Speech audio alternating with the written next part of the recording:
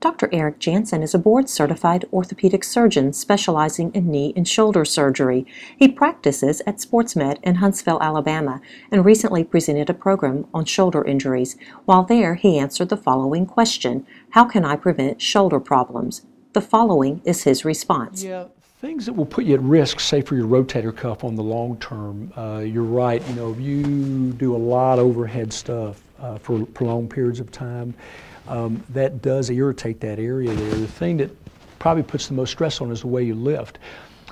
If you lift heavy objects and you keep them in close, you put very little stress on your rotator cuff. If you're lifting objects way out of way because of the lever arm, it takes so much more force for that cuff to help hold and stabilize that shoulder, you're at more risk for injury. So from that standpoint, the way you lift and carry, you look at guys that do moving and all kind of stuff like that, if they can keep those sort of things in mind, they can get by with less risk for injury, because we'll see those kind of folks get in trouble quite a bit.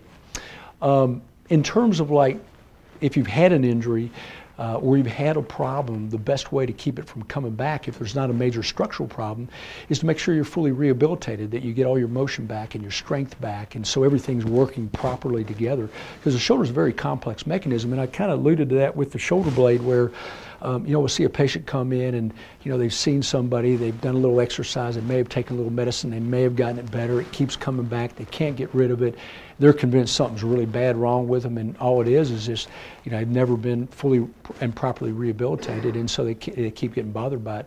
So getting them in a proper rehab program, convince them they need to stay in there and until they get everything back to where it needs to be in terms of motion and strength is real key for them. So.